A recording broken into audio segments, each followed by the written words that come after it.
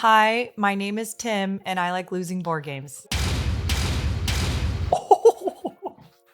That's very unreal.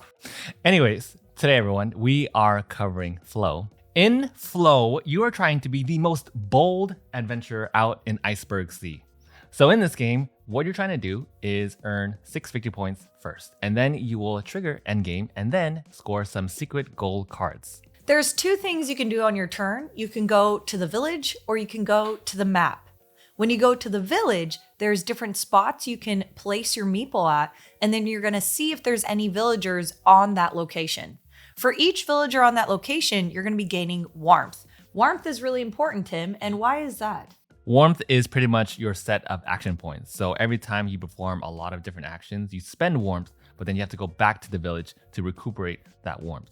And then when you go to this particular spot in the top left corner, this is the only space in the village where you can recuperate warmth immediately and it has no cost. But then when you go to a space that has other villagers, they're going to cycle around in a circle and they'll give you warmth depending on how many villagers are there. So when you place your meeple there, you gain warmth for that many villagers. Then you pick up those villagers and place them one by one, going clockwise order in the next spot. So the whole point of being in the village is to spend the resources. But let's talk about how you gain resources, because a lot of the times in the beginning of the game, you're going to be spending a lot of time over by the map section. There are 5 actions that we can choose from. Action 1 is to explore the iceberg that you're on. So once your miniature's on an iceberg, you can take a resource directly from there. Now, if the sailboat is in the same spot as your hero, then that's how you can dive into the sea, because we're explorers, right? And that's how we can get resources directly from the sea. Now, if you get this resource right here, this is the diving resource, and this is how you're gonna get items that are buried beneath the ocean. So you can take any item from this area of the board here, but you spend warmth the deeper that you dive into the ocean. Action number 2 is discovering a new region. In order for you to do that, your hero has to be adjacent to that tile on the map. You need to have enough merit and enough resources in order to discover that region. In order to get merit, you need to have those symbols revealed on your board. So we've discovered a brand new region. Now in the region, it's gonna populate all new resources, and there's going to be things called encounters. So these flags that pop up when your character lands over in that region, then you're going to open up a brand new encounter card.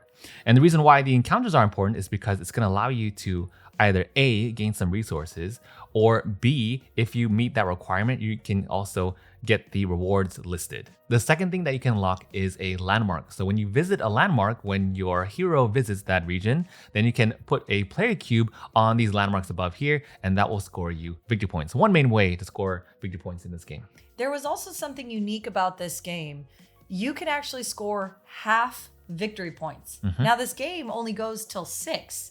Yeah. So scoring half victory points is really important. And I don't think I've ever played another board game with half victory points. Have you? I haven't, but how do you score half points here? How do you show it?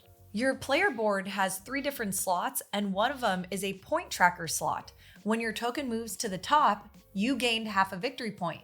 If you gain another half victory point, you slide the marker down in that slot, and now you can move up the marker track 1 spot for a full victory point. If your hero ever lands in an iceberg that has a cave, that's when you can delve, which is the final action out here in the map.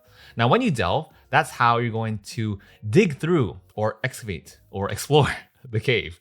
And you're going to be battling monsters for rewards. So here's how battle works in this game.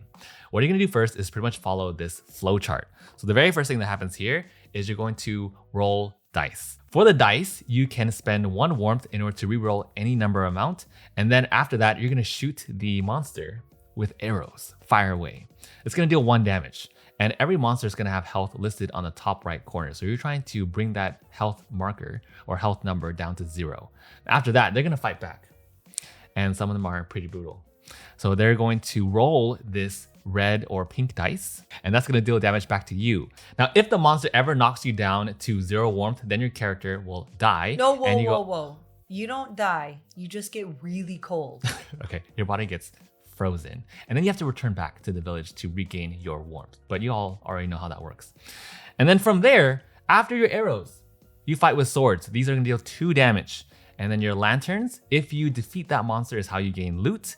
And if you roll any critical hits, it's gonna give you +1 to all your damage. So overall, there's a lot of stuff going on in battle. And from there, if you defeat the monster, that's when you gain loot, and you can make your way through the cave. For the purposes of showing you, all these monsters are shown face up, but in the game, they're actually face down, so you won't know what monster you're gonna face. If you reach the end of the cave, that's when you fight the strongest monster.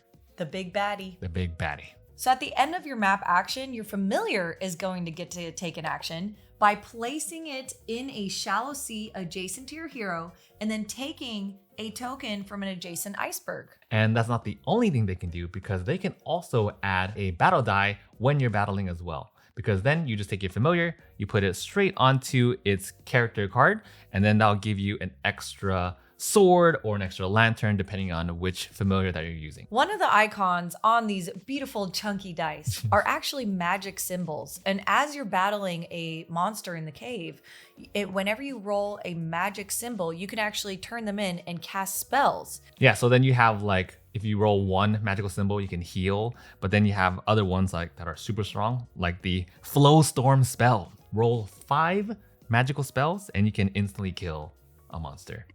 But you don't have 5 dice in the beginning of the game. You have to unlock however many dice you can by doing certain actions. There is a lot of strategy and a lot of planning ahead. Oh, also, by the way, if you rolled this icon, it's a little sneak icon. You can reduce the damage to your hero by 2. Okay, where are we now? So we've spent all our time in the map gathering resources, fighting monsters. Where do we turn in those resources? Well, that's where the village action comes in. So when you visit the village, each spot in town will do something different. On your player board, you have flow markers that can advance up the track. But as you're gathering resources out on the map, you can't go past your flow marker for that specific item. For example, I got a bunch of pearls out on the map and I maxed it out up to the flow tracker point. Now I'm gonna go to the shop and I get to spend all my pearls. I have to have it maxed out and I have to spend it all in order to do a special action. At the shop, I can gain an item and then take my flow marker, advance it 1 spot higher on the pearl track, and now I have more room to gain more resources later. Now, let's say you maxed out your kelp. You can turn them in to make some kelp noodles at the tavern. And when you do that, you also get to, once again, increase your flow marker, but you also get to turn them in to the tavern to gain 1 out of 2 awards that you can choose. And on top of that, remember those player cubes earlier that we used to visit a landmark? This is one way you can unlock your player cubes. The hot springs is the next space. When you max out your mushrooms, you can go there, spend all your mushrooms, and gain an ally. These allies allow you to go on more quests, and as you fulfill their needs, you can gain more resources, more crystals, and even victory points. Moving on to wood, if you spent your maximum amount of wood, you can now build a building. So you get a top building and a bottom building in this game. And what buildings allow you to do is, this is how your familiar is going to give you extra actions. So everyone has these starting buildings, but when you place your familiar there, it can A, give you some extra actions, and B, can also do other things too, like give you resources and level up your character. Speaking of level up ons, how does leveling work in this game? There are 4 different levels that your hero can have. These are separated by 2 cards, and when you level it up, you flip the card over to the next thing. The first advantage that leveling up your hero will give you is a permanent merit. When you upgrade to level 3, it actually upgrades your original ability from level 1. When you upgrade to level 4, your hero gains half a victory point. The last location is called the Academy, and at this place, you don't need to max out on a certain resource. You actually need to have crystals. Crystals are gained through multiple ways, including turning in 4 bubbles to 1 crystal. So that's our map action, we have our village action, and then we can use our familiar depending on where our hero is to take a second action. So if it's in the cave, it can give us extra battle damage and different upgrades. So that's your main action. And after that, your familiar can take an action depending on where you are. So if you're on an iceberg, your familiar can grab a resource from there. Your familiar can take extra battle actions with you if you spend warmth. And then if you're in the village, this is where you turn in all the stuff that you've been gathering to increase your flow stones and to also gain different rewards and allies and secret quests. After all this is done, you now have the option to build a flow shrine if you are able to. So when your flow markers are moving up your resource track, if it ever gets to the end, what happens?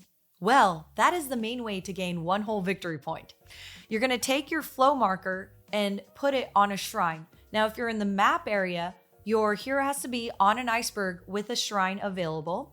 You're going to be building it and putting your flow marker there, and that also allows you to upgrade your hero card. If you're in the village, you have to have 4 map tokens near your player area put together, and that builds a shrine. One way to get map tokens is actually exploring through the map, so they work in conjunction with each other. And with that said, that is a preview of how FLOE works. If you have any questions about this game, go ahead and leave them down in the comments below. Bonds, thank you as always for helping Thank you for having me. everyone learn about this game, for being here. If you made it to the end of this video, type the word bubbles in the comments below. Why bubbles? Because bubbles is how you're going to actually gain crystal. We'll go with bubbles. See you later. We're a lot if we have 2 points already. That's a lot. Well, you have 0. I'm just kidding. Oh, actually, I've been meaning to ask you something too. So since we're doing a competitive game, should we give you extra resources to start with? Because I already did to make it more fair. Is that okay? Because I figured that's more on brand with how the games turn out for us. Have you seen any of your YouTube videos? Yeah. I actually have a winning streak on your channel. So what was the last There's thing like a that you channel. won? There's like a whole section on your YouTube channel that says Bonzanair wins, and it's where all your videos go. I'm pretty sure it's 10 me, 1 you. The last time I was here, My memory escapes me though. you didn't even get the tie for first place. Ruel did, and I broke the tiebreaker. Oh my god, you're right. For Yeah. Age of Wonders, you're right. Yeah. You're right. Anyways, today we're covering FLOE. Mine should be maxed out though, because that's more typical for the gameplay. I just want stuff to be realistic. You know what I mean? So if it has to be genuine, then we could just keep yours at 1. I'm done. I'm sorry, I'm done.